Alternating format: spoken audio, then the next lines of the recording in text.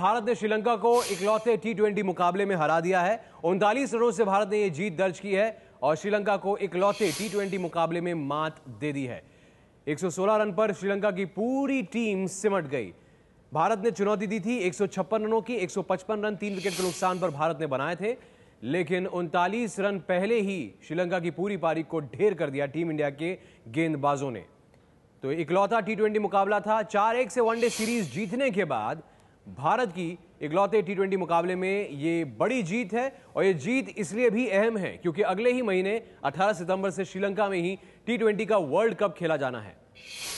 तो बड़ी जीत श्रीलंका पर हासिल की है भारत ने और भारत ने श्रीलंका में जाकर श्रीलंका को अपने ही उनके मैदान पर हराया है और यह हार का सिलसिला श्रीलंका का वनडे सीरीज से जारी है और इस टी20 मुकाबले में भी जारी रहा। 116 रन पर श्रीलंका की पूरी टीम को ढेर कर दिया। 39 रनों से बड़ी जीत दर्ज की। इरफान पठान ने 3 विकेट लिए। शुरुआती तीनों झटके इरफान पठान ने दिया और उसके बाद अशोक डिंडा ने 4 विकेट लिए हैं। तो 7 विकेट इन 2 गेंदबाजों के ही खाते में गए हैं और 39 रनों से इस मुकाबले को भारत ने जीत लिया है। हमारे साथ हमारे क्रिकेट एक्सपर्ट सवा करीम जुड़ गए हैं। आइए उनसे बात करें। सवा, कन्विंसिंग विन जिसको कहते हैं ना, एक निर्णायक जीत भारत ने दिखाई और जो खेल दिखाया वो कहीं पर भी लगा नहीं कि उस लक्ष्य को जिसको हम शुरू में मान रहे थे कि उतना बड़ा नहीं है कि उस स्कोर को नहीं बचा सकते थे, शुरू से ही हावी रहे। और इससे ज़्यादा कन्विंसिंग जीत और क्या हो सकती है। एक टी20 के फॉर्मेट में, जो कि बहुत छोटा फॉर्मेट होता है, उसमें आपने 39 रन से टीम को हराया हो तो इससे ज़्यादा एम्फैटिक, इससे ज़्यादा अथॉरिटी के साथ जीत बहुत कम देखने को मिलती है। और वो भी इन हालात में जब आपने सिर्फ 156 रन का ही टारगेट सेट किया था और हम लोग इसके बारे में बात कर रहे थे, करीब 15-20 रन कम पड़ गए थे भारत के लिए, या फिर शॉट उन्होंने बनाए थे, पर उन सब चीज़ों का फ़ायदा मिला नहीं श्रीलंका को। उनकी बैटिंग काफ़ी ज़्यादा मजबूत थी।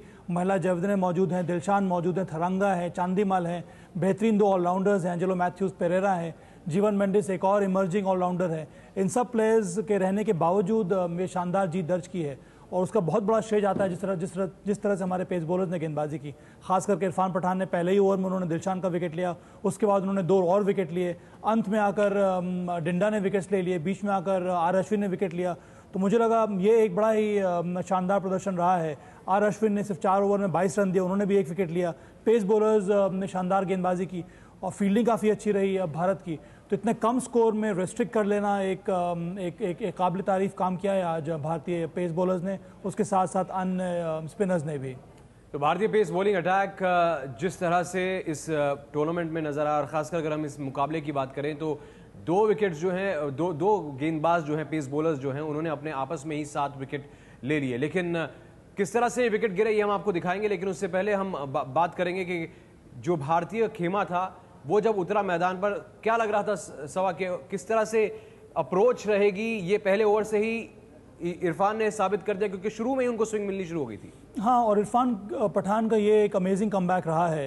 एक दिवसीय श्रृंखला में उनका नाम नहीं था, विनय कुमार के चोटिल होने के बाद उनको जगह मिली थी। और सबसे बड़ी विशेषता जो इरफान पठान के इस कमबैक में देखने को मिल रही है वो यही है कि राइट हैंडर को वो बॉल अंदर लेकर आ रहे हैं। लेट उनकी बॉल इन स्विंग हो रही है, जिसकी वजह से परेशानी पैदा कर रहे हैं वो श्रीलंकाई बल्लेबाजों के लिए। इसके पहले जो 1 दिवसीय मैच हुआ था वहाँ पर भी उन्होंने 5 विकेट लिया था और ये निर्भर कर रहा था आज हमारे फर्स्ट न्यू बॉल बॉलर्स के साथ कि वो किस तरह से शुरुआत देते हैं। और इरफान पठान ने वही किया। पहले ओवर में उन्होंने दिलशान का विकेट लिया, बॉल को स्विंग कराया, बॉल लेट स्विंग किया और दिलशान को उन्होंने बोल्ड किया और वहाँ से जो सिलसिला चला उसी वजह से मुझे लगा कि आज इतनी शानदार जीत दर्ज की है भारत ने। बहुत निर्भर करता था कि आप नई बॉल से विकेट लेते हैं कि नहीं। नई बॉल से भारत ने कमाल कर दिया। पहले दिलशान, फिर थरंगा, उसके बाद जयवर्धने का विकेट गिरा और वहाँ से फिर बड़ा कठिन हो गया ये सफ़र श्रीलंका के लिए और रेगुलर इंटरवल से विकेट गिरते गए। अंत में आकर जैसे कि आपने कहा कि डिंडा ने एक तरह से टेल को पॉलिश कर लिया। तो मेरे ख्याल में अप्रोच बहुत ज़रूरी था। एग्रेसिव अप्रोच के साथ भारत उतरा था। भारत को ये मालूम था कि उन्होंने करीब 15 रन कम बनाए हैं, इसलिए आवश्यक था कि नई न्यू बॉल को वो ठीक तरह से उपयोग